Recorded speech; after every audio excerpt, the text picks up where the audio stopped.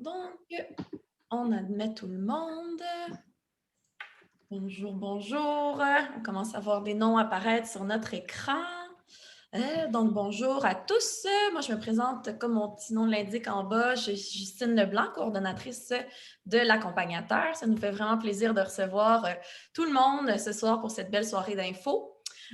Juste quelques petits mots comme ça en débutant. La soirée est enregistrée. Donc, c'est à vous de voir si vous préférez ou pas mettre votre caméra. C'est sûr que nous, pour parler, c'est plus agréable quand on voit des gens. Il y aura une période de questions à la fin où, à ce moment-là, je vais couper l'enregistrement, puis on reviendra en plénière. Donc, on sera en mesure, c'est ça, d'échanger librement. Et je pense que c'est tout pour les consignes Zoom. Donc, sans plus attendre, je laisse la parole aux animateurs. Bonne soirée! Bonjour, bonjour tout le monde. Merci beaucoup Justine. Donc, moi, je vous glisse un mot très rapidement et brièvement. Je suis Martin Cahouette, je suis professeur en psychoéducation à l'Université du Québec à Trois-Rivières. J'ai aussi la chance d'être titulaire d'une chaire qui est la chaire autodétermination et handicap, où on travaille sur des belles questions, comment développer le pouvoir d'agir des personnes qui ont une déficience intellectuelle tout au cours de la vie, puis à travers plusieurs milieux, comment faire en sorte qu'elles prennent leur place sur le marché du travail, dans tout ce qui est l'intégration socio-professionnelle. On travaille beaucoup aussi tout ce qui concerne la scolarisation, le milieu scolaire, comment faire en sorte de développer l'autodétermination aussi en milieu scolaire. Mais on travaille aussi de façon assez importante sur toutes les questions relatives à l'habitation. Puis dans ces questions-là, en fait, je pense que le projet dont vous allez entendre parler ce soir, c'est vraiment un projet coup de cœur de toute l'équipe de la chaire autodétermination et handicap. Donc, c'est pour ça que quand l'intérêt pour cette thématique-là est arrivé, pour moi, c'était une évidence que Valérie et Sophie étaient les mieux placées pour vous parler de façon très concrète de cette thématique-là, de la préparation pour la vie résidentielle. Donc voilà, c'est à mon tour de leur laisser la parole, de les remercier déjà d'être là. Puis comme Justine le disait, il va y avoir une trentaine de minutes de présentation, 30-40 minutes. Puis ensuite de ça, il va y avoir aussi, bien sûr, un temps de questions et réponses où je vais relayer vos questions que vous pourrez tout simplement déposer dans le chat tout en bas de votre écran. Donc voilà, une bonne soirée à tout le monde. Puis je vous laisse la parole, Valérie et Sophie.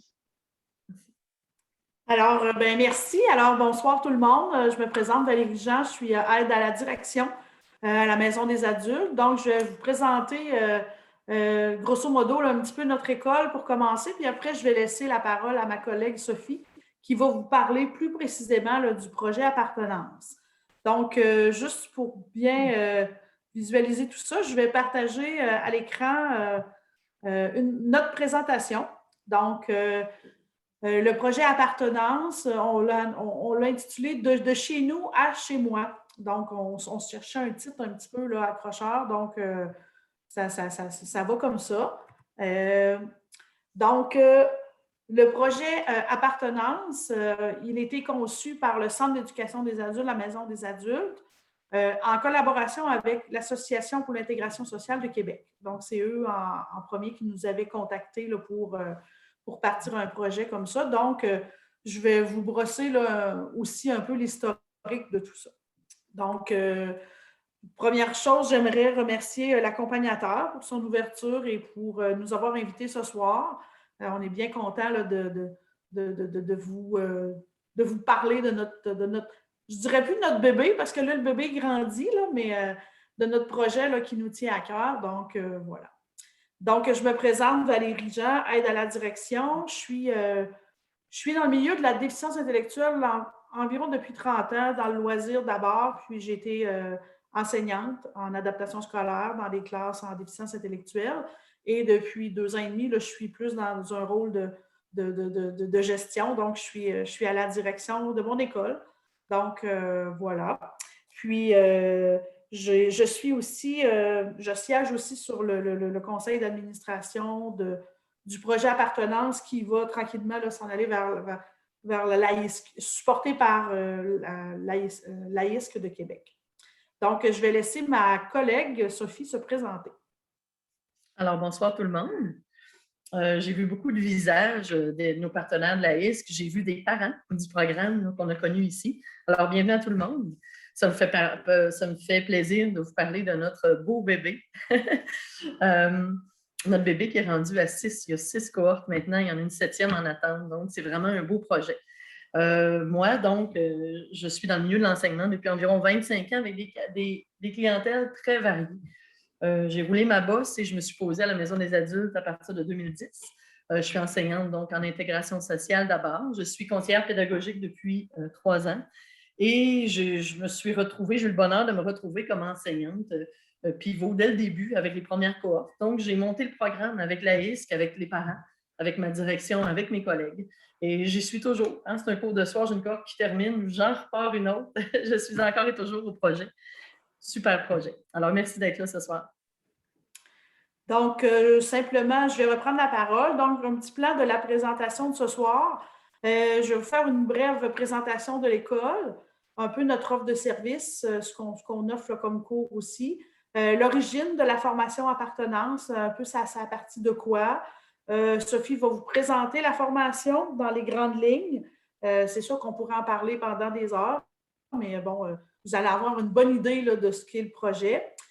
Photos, vidéos et dossiers de presse, ils vont être dans notre PowerPoint et par la suite peut-être là, sur le Facebook de l'accompagnateur ou avec Martin Cahouette, là, vous allez pouvoir avoir là, des petits détails. Là, on a eu des TVA et Radio-Canada qui sont venus faire des reportages un peu sur ce programme-là. Donc, des fois, ça nous permet de voir réellement là, comment ça se passe. On va vous parler aussi des suites de la formation, puis ensuite, il y aura une période de questions là, où vous pourrez nous adresser vos questions de toutes parts. Donc, voilà. Donc, si jamais il y a des questions entre-temps, en tout cas, dans le clavardage ou quelque chose, vous m'arrêtez, je vais m'arrêter. Donc, voici la Maison des adultes en plein hiver. Ça ressemble pas mal à ça là, de ce temps-ci. Donc, la Maison des adultes est située à Charlesbourg. On fait partie de la commission scolaire des premières seigneuries. Donc, c'est notre territoire, le couvre Charlesbourg, Québec, Ouest, jusqu'à Saint-Tite-des-Caps, aux abords de Charlevoix. Donc, c'est une grosse commission scolaire et les élèves viennent de partout. Par contre, pour ce qui est des adultes, les élèves, il n'y a pas vraiment de territoire. On peut accueillir des élèves d'un peu partout et de d'autres commissions scolaires aussi. Donc, c'est pour ça que nous, les cohortes qu'on a eues, là, on a eu des gens un peu de l'extérieur aussi. Et c'était suite vraiment à un projet concret d'appartement qui allait se concrétiser avec l'AISC. Donc, il y avait vraiment au bout de ça un petit cadeau, là, ça s'en vient, là, on va avoir des appartements, tout ça. Donc, ça nourrissait aussi le projet, tout ça. Donc, la Maison des adultes, c'est une petite école.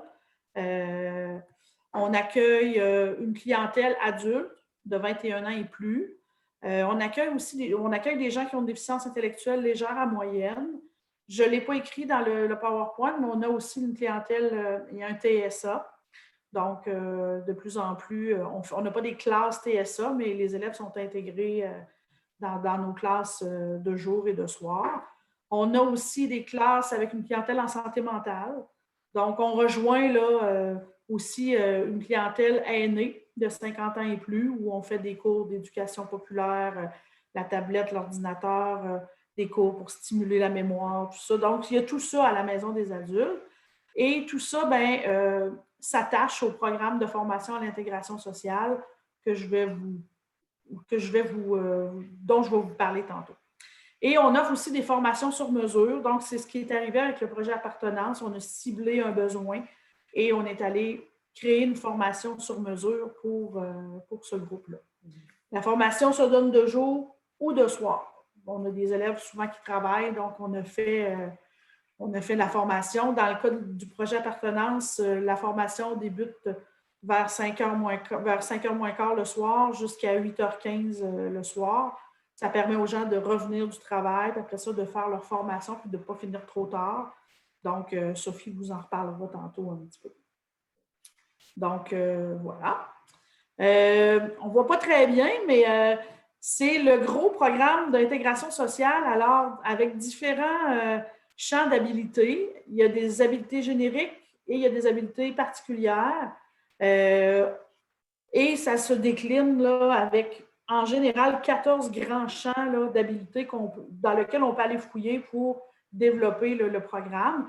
Et on a dans ce programme-là un volet A qu'on appelle qui développe des habiletés d'autonomie de base. Et on a aussi le volet B qui développe des habiletés d'autonomie fonctionnelle. Donc, dans notre projet, on est vraiment dans le volet B. Ce n'est pas de constater que je suis capable, mais c'est de le faire dans sa vie de tous les jours. Donc, on est là-dedans. Donc, on a un peu pigé dans ce programme-là et on a bâti notre programme à la Maison des adultes. Donc, je vous dis un petit peu, grosso modo, qu'est-ce qu'on fait, là, mais je ne lirai pas tout ça. Mais tu sais, on fait de la cuisine, on fait de l'informatique, on fait les saines habitudes de vie, santé globale. On a même fait de la robotique avec des gens, là, un groupe en déficience intellectuelle où ils ont appris à manipuler des petits robots, tout ça. Les habiletés personnelles et sociales. On a aussi un volet maintien des acquis en lecture et en écriture, la monnaie, l'apprentissage de l'argent, la tablette électronique. On a aussi depuis quelques années un petit projet en horticulture, récupération. Donc, grosso modo, là, j'ai regroupé le tableau d'avant en grands thèmes. Donc, voilà, c'est un peu ce qui est travaillé à la Maison des adultes. Ici, j'ai 23 enseignants. J'ai un éducateur spécialisé en journée à temps plein, j'en ai une le soir aussi. On a un ratio de 15 élèves par classe. En tout, on a 150 élèves actifs dans le volet bâti, c'est-à-dire qu'ils viennent à l'école, ici dans les murs. Et on a 500 élèves actifs en volet satellite. C'est l'enseignant qui se déplace dans les milieux de vie et les milieux d'appartenance. Donc, on offre aussi ce genre de formation-là. Puis en moyenne, les élèves viennent environ 2 à 3 jours par semaine à l'école. Donc, c'est un peu le portrait de la Maison des adultes. Au printemps 2014, si je vous parle un peu de l'origine du projet Appartenance, la SQ nous a contactés pour créer une formation adaptée pour vraiment pour les familles. Là, puis il nous dit il y a un manque, on voudrait préparer les jeunes à aller vivre en appartement, mais il n'y a rien de monté, il n'y a rien. Donc, ils sont venus nous ont contactés pour qu'on puisse réfléchir à ça. Puis à l'automne, il y a eu une première rencontre où on a bâti un plan de cours. On va dire ça comme ça, pour à peu près une quinzaine de cours, en collaboration avec l'AIS, les familles, notre conseillère pédagogique et moi-même qui était enseignante à l'époque. Donc, on s'est réunis et on a fait une belle tempête d'idées pour voir un peu qu'est-ce qu'on pourrait monter comme projet qui serait concret pour préparer réellement les élèves et les jeunes à aller en appartement. Puis, ça allait en parallèle avec l'AIS qui avait son projet aussi d'appartement adapté qui prenait le jour aussi. Ça a été quand même sur un long continuum, là, mais on avait ça aussi. Là. Il y avait espoir aussi d'avoir ces logements-là pour nos premières cohortes. Donc, on avait ça en même temps. Donc, on a bâti, là, ça paraît gros, là, mais on a bâti notre première cohorte à partir des petites recettes faciles que les élèves pourraient faire. Puis ensuite, on a jumelé à ça, bien, en faisant cette recette-là, ils pourraient apprendre ça, planifier un menu. Après ça, là, je vous laisse lire un peu, là, mais ça a été une tempête d'idées avec plein d'idées. Puis là, on a ramassé tout ça dans une programmation de 15 cours. Puis après ça, bien, ça a continué. On a fait 15 cours supplémentaires. Fait qu'on était rendu à une année. Puis on s'est dit que pour vraiment passer tout ce qu'on avait à passer, ça prendrait plus qu'une année. Donc là, on a fait la formation, on l'a bâti, on l'a créé, puis on a présenté. Et voilà. Donc, on était prêt à partir la machine. Donc, je vais laisser la parole à Sophie qui va vous expliquer plus précisément c'est quoi la formation Appartenance. Alors, la formation, dans le fond, ce qui a été bien quand on a débuté ça, c'était toujours en partenariat avec quelqu'un là, vraiment qui travaillait là-dessus à l'AISC, notre partenaire. Il collaborait beaucoup avec le comité de parents à l'AISC, aussi les parents qui avaient un besoin, qui disaient, ben là, ils partent de chez nous, ils n'ont pas beaucoup de tâches, puis ils vont aller en appartement. Qu'est-ce qu'il y a entre les deux?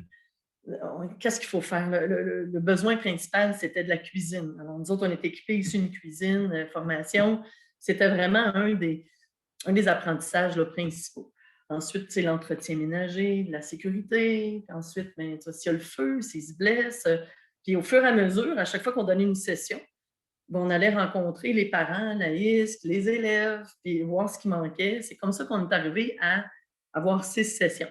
Donc, on le bâtissait ensemble. Fait que la tempête d'idées tout à l'heure, on la faisait annuellement, nous, avec les collègues. C'est un beau travail d'équipe qu'on a fait. Dans le fond, au départ, il y avait 2 cohortes. Il y avait mon collègue Julien Pierre et moi. On a parti 2 cohortes, là, on les a gardées jusqu'à la fin du programme, là, 6 sessions.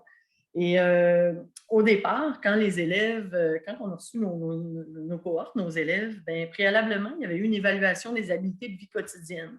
Donc, moi, j'avais un petit... oui, je vois Julie qui dit c'est délicieux ce que les élèves cuisinent. Julie de la ISC qui vient souvent avec nous, effectivement. Donc, on aime bien, les élèves aiment bien, ils sont toujours fiers de montrer leurs recettes et de les partager. Donc, en fait, ils ont été évalués. Fait que moi, j'avais un portrait. Bon, j'ai des élèves qui travaillent, j'ai des élèves qui ne font pas de tâches à la maison. Où on a des élèves très impliqués dans leur milieu, qui sont en appartement. Tu sais, on avait un peu le portrait de nos élèves. C'était bien d'avoir ça, puis de pouvoir vraiment les accompagner dans leur projet de vie. C'est vraiment... Puis on fait ça maintenant dans toutes les cohortes. On essaie vraiment au début d'avoir un bon portrait de nos élèves pour mieux les accompagner. Et au fil du temps, ben, au fil des évaluations, je vais vous en parler tout à l'heure, de quelle façon on fait un portrait de nos élèves.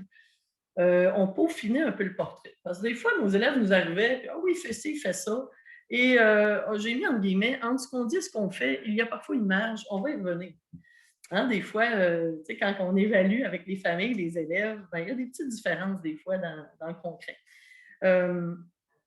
La formation, dans le fond, on la donne en soirée. Bon, c'est plus pratique pour les élèves. Ils font leur souper et tout ça, puis ils aiment bien. Là, dans une école le soir, on dirait pour eux, c'est un beau moment, un moment spécial. Et là, c'est 6 sessions de 15 cours sur 3 ans, mais il y a possibilité, à un moment donné, on verra si on la ramène sur 2 ans. Donc, c'est 6 sessions. Et chaque session, donc, comporte de la cuisine à raison d'un cours sur 2. Un soir, on est en cuisine, la semaine d'après, on est en atelier. Les ateliers sont évolutifs. Dans le fond, dans la première session, c'est plus l'entretien ménager, la sécurité des produits ménagers et tout ça. Deuxième session, c'est plus l'hygiène dentaire, l'hygiène de vie policier, qui vient nous parler de la sécurité. Troisième session, c'est plus la prévention des incendies, donc la sécurité, ça va un petit peu plus loin là-dedans. On amorce les cercles sociaux. Session 4, on continue cercles sociaux, la sécurité Facebook et tout ça, les relations amoureuses, et on y va avec le budget, centre jeunesse emploi. Ensuite, on poursuit, là, on a toujours là, combien de fois je me lave, combien de fois je lave mon appartement, mon linge, pourquoi. Donc, on peaufine, là, puis tout le long, là, comment faire une liste d'épicerie, comment magasiner, comment préparer les aliments, les techniques de coupe. Donc, on a toujours un objectif évolutif. Puis en cuisine, ben, au début, on fait des recettes ensemble. Puis à la fin, le but, c'est qu'on fasse, chaque petite équipe fait son épicerie, sa liste et fait son souper. On y va vraiment de plus en plus de façon spécifique. Alors, il y a une belle évolution qu'on constate chez tous nos élèves. C'est merveilleux de les voir aller. Dans nos thématiques, dans le fond, à chaque fois nos thématiques, on a demandé aux parents. Et on donne des devoirs. On a beaucoup de communication avec les parents, puis on leur demande toujours, tu sais, qu'est-ce qu'il faudrait travailler? Nous? Cuisine, entretien ménager, donc je vous le disais, là, ça, c'est constant, puis on en donne en devoir. Et des fois, il faut le donner en devoir. On a beaucoup d'élèves qui nous disent, ça va peut-être nous surprendre, on a des élèves qui nous disent, ben, je ferai le ménage, mais tu sais, mon père, il a sa technique, hein, puis, ou ma mère, elle fait mon lit parce qu'elle ne met pas de pli, elle fait bien ça. Fait que j'aimerais ça le faire plus souvent. Fait que des fois, on donne des devoirs aux élèves, mais des fois, c'est aux familles, c'est de dire, il faut qu'il y ait leur espace, leur chambre, il faut qu'ils fassent l'entretien ménager. Puis des fois, c'est du lâcher-prise. Hein. Je suis moi-même mère de 3 adolescents, puis des fois, il faut dire, bon, le lavage, il est plus à mon goût quand c'est moi qui le fais, mais là, je vais te laisser le faire. Donc, il y a ça. On travaille ça aussi avec les familles, de dire, regarde, le lit va peut-être avoir des plis au début, mais plus on le fait, mieux il va être fait, puis etc. C'est un gros travail d'équipe qu'on fait avec les familles aussi. L'hygiène, en fait, pour qu'ils apprennent à bien s'occuper de lui, de l'appartement, des milieux. On a beaucoup de cours là-dessus, on a beaucoup de pratiques, on a beaucoup de mise en situation, de partage là, de trucs avec les élèves. Puis avec nos invités, on a de nombreux invités là, tout au long de la formation. Sécurité aussi, le policier, pompier, premiers soins, ambulancier. Et là, moi, cette semaine, j'ai eu le pompier, c'est l'événement, tout le monde l'attend, même les parents veulent venir aussi. En temps de COVID, on ne peut pas les recevoir. C'est toujours très intéressant. Santé, mode de vie sain, on en fait tout au long. Les portions alimentaires, les bons choix alimentaires, on fait ça là, au quotidien en faisant notre liste d'épicerie aussi. Relations interpersonnelles, c'est un gros morceau. Du bon voisinage, où mettre mes limites, la gestion des conflits. On travaille beaucoup. Notre TES donne des formations. On monte des formations sur mesure aussi. Comme là, moi, je voyais là, les gestion des réseaux sociaux, il y avait un besoin. On vient de monter une formation, puis on l'offre cette session-ci à mes groupes. Budget, achat, organisation, on a le Centre Jeunesse Emploi qui vient donner. On fait des formations globales, mais aussi on va dans l'individuel parce qu'on a des élèves qui sont rendus à faire leur budget, puis il y en a qui ne le feront pas à court ou moyen terme. Donc, on y va vraiment selon les besoins de chacun. Avoir des outils concrets puis répondre à leurs besoins. Alors, ce sont nos grandes thématiques autour desquelles s'articulent nos cours.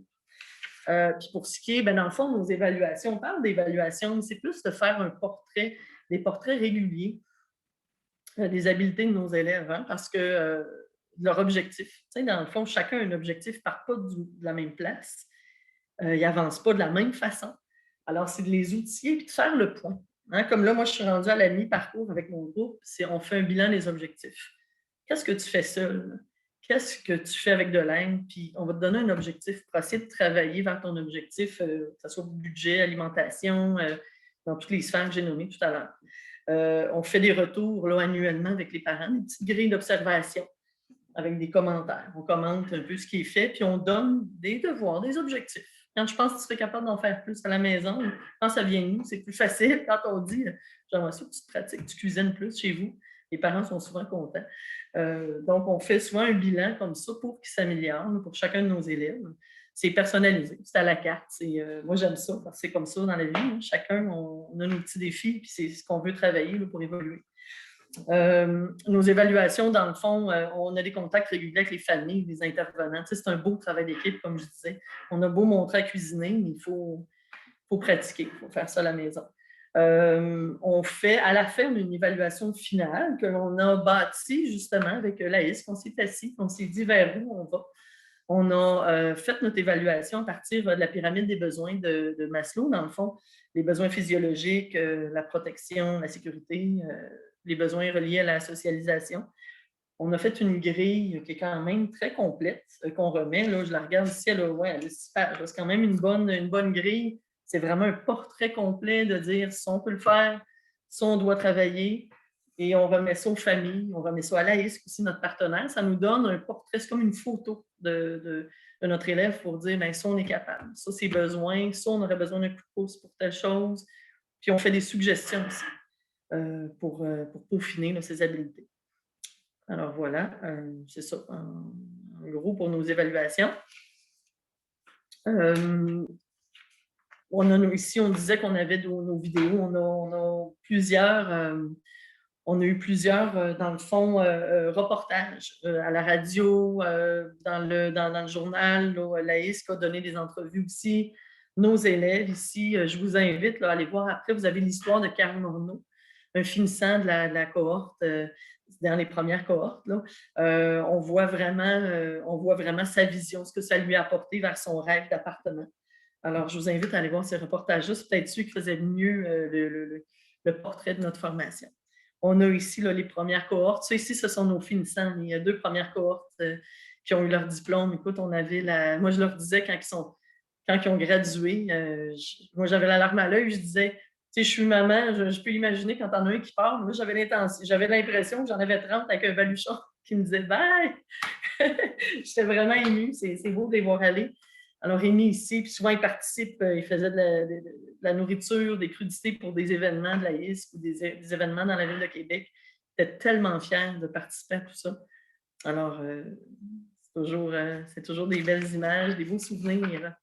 Et les suites à la formation, bien souvent, les enseignants, quand on termine avec nos cohortes, on est en mesure de leur proposer autre chose. Tu sais, il y en a pour qui le rêve d'appartement, ce sont déjà en appartement en venant. Il y en a qui c'est à court terme, leur appartement. Donc, il y en a qui sont déjà partis en appartement en attendant le projet appartenance qui va voir le jour, là, normalement, à l'été 2022. Mais nous, on peut leur suggérer de dire, regarde, tu devrais continuer à pratiquer la cuisine. On a des cours de jour, donc on les dirige. On a un cours des stages qui se donnent. Ou toi, tu pourrais peut-être les habiletés sociales, on te suggérerait de continuer. Tu sais, on est là pour les guider vers peut-être des apprentissages pour développer ou maintenir certains acquis, là. Donc, souvent, on leur suggère des suites comme ça. Il y en a qui finissent le programme et qui ont vraiment hâte d'aller en appartement. Il y en a pour qui c'est à long terme. Et il y en a d'autres qui ne pensent pas pour le moment d'aller en appartement, mais qui vont s'impliquer davantage. On les a outillés vers une vie autonome, peu importe de quelle façon ils vont poursuivre plus tard. Ce sont des outils qu'ils peuvent appliquer dans leur vie de tous les jours, que ce soit pour les stages, que ce soit pour la vie à la maison ou en résidence, d'être capable de faire mes lunchs, d'être capable de faire mon lit, de prendre des responsabilités à la maison. Souvent, ça leur donne confiance. Ils sont ici avec les autres. Ils sont motivés. Et moi, je trouve ça extraordinaire. J'ai déjà enseigné au secondaire avant. Puis moi, j'en reviens pas. Comme là, actuellement, en confinement, là, des fois, là, on leur dit, on n'a pas de cours cette semaine. On reçoit des appels qui disent, hey, un instant, moi, je veux reprendre mon cours. Fait qu'on se retrouve à donner des cours en ligne alors qu'on aurait congé. Moi, une journée de tempête, moi, je ne pas congé tempête, oublie ça. Là. Non, les appels, puis quand est-ce qu'on reprend notre cours? C'est toujours agréable. Donc, ils sont très impliqués dans leur formation, ils sont très, je pense que moi, en groupe comme ça, souvent, ils font de très belles choses. Puis les parents nous disent, es-tu certain de ce que tu as marqué dans l'évaluation?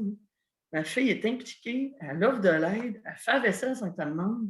Peux-tu me dire ce que tu lui as fait? Je dis, elle est avec d'autres, elle est avec 15 autres dans le groupe, ils se motivent, puis leur force, hein? On voit leurs belles habiletés. Ils sont fiers de les montrer. Quelques constats. Maintenant, j'en suis, comme je le disais, là, la semaine dernière, il y a un 6e groupe qui est parti de 15. Et il y a une liste d'attente de plus d'un groupe, mais avec la COVID, il y en a qui attendent un vaccin. Je ne sais pas combien de temps on va attendre, mais bref, il y a encore une liste d'attente. Et ce qu'on peut voir, quand on termine une formation, on disait tantôt, en tout cas, on dit ce qu'on fait, il y a parfois une image. Il y a différents portraits que l'on voit. Le premier portrait, c'est que les élèves veulent et peuvent en faire beaucoup plus que ce qui est constaté à la maison. C'est ce que je disais tout à l'heure. À la maison, on a des élèves, souvent, ça va plus vite, les parents font manger, ils ont leurs petites habitudes. Donc, souvent, à la maison, sont moins actifs et ils ont moins d'initiatives qu'ils en ont ici. Puis on le constate ici, des fois, il y en a qui vraiment qui sont mis en valeur. Ça, c'est une des choses que l'on voit pour certains élèves.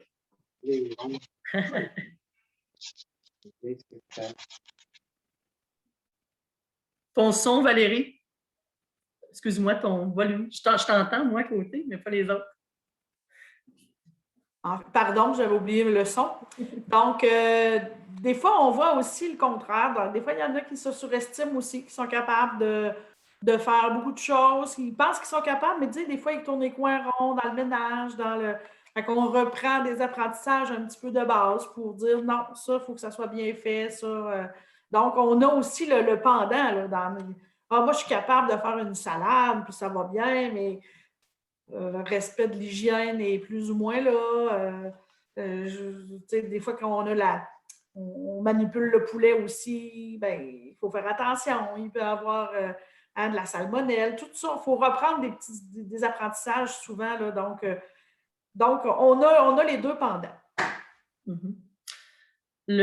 Aussi, une chose, on se rend compte que le transfert des apprentissages à la maison est sous-estimé par les parents et les intervenants. Souvent, il ne s'agit pas de les inscrire à notre formation pour que, développe ses habiletés. Il faut pratiquer, évidemment. Puis c'est à force d'en faire, comme des pâtes alimentaires, par exemple. On en fait cuire ici, on a des recettes, on en fait sous différentes formes. À un moment donné, il faut en faire à la maison, puis arriver à les faire seuls, puis avoir l'occasion de faire seul aussi. S'ils arrivent à la maison, on ne pratique plus, mais c'est toujours à refaire et à réexpliquer. Alors, c'est vraiment important, puis on le voit là, pour les familles qui s'investissent ou qui prennent le temps aussi de se pratiquer. On voit vraiment, là, on le voit, l'évolution, et c'est vraiment là, très gagnant. Puis on a aussi on ne veut pas dire la pensée magique, mais ce n'est pas en faisant la formation aussi, puis en ayant l'attestation que que l'élève est prêt à, puis tiens, on te donne une clé d'appartement, puis vas-y, c'est pas comme ça que ça fonctionne. Et nous, on a aussi le projet là, d'habitation avec l'AISC, tout ça, puis il fallait aussi un peu remettre des pendules à l'heure aussi. Donc, c'est pas parce que l'élève a fait la formation qui est apte à aller en appartement. Peut-être qu'on s'est rendu compte qu'il manque des apprentissages, il faut qu'il pratique encore, ça va peut-être être dans quelques années. Donc, il y a ça aussi là, qu'il faut un peu tempérer, je dirais. Mm-hmm. Puis, ce qu'on réalise aussi dans nos constats, c'est que nos élèves, souvent, sont investis à fond dans la formation. Ils croient, ils développent dans le fond, leur confiance en nous. Et souvent, ils nous disent hey, « J'étais sûre que je n'étais pas capable, c'était trop difficile, puis je suis capable, c'est bon. » Ils sont fiers de manger, ils font leur souper, puis tout ça. Puis dans le fond, ils se découvrent eux-mêmes des habiletés. Ils sont très, très fiers de ça et sont fiers, dans le fond, de prendre part à leur projet de vie concret. On le sait. Voilà, ça fait déjà une trentaine de minutes. Je ne sais pas si Sophie et Valérie, il y avait des choses que vous vouliez ajouter ou si vous étiez prêtes à répondre à des questions. Répondre aux questions, on peut. On est prête. Vous êtes prête, excellent. Bien, écoutez, s'il y a des gens qui veulent poser des questions, n'hésitez pas à en écrire dans le chat, ça va me faire plaisir de les relayer. Puis pendant que vous le faites, moi, j'avais une question en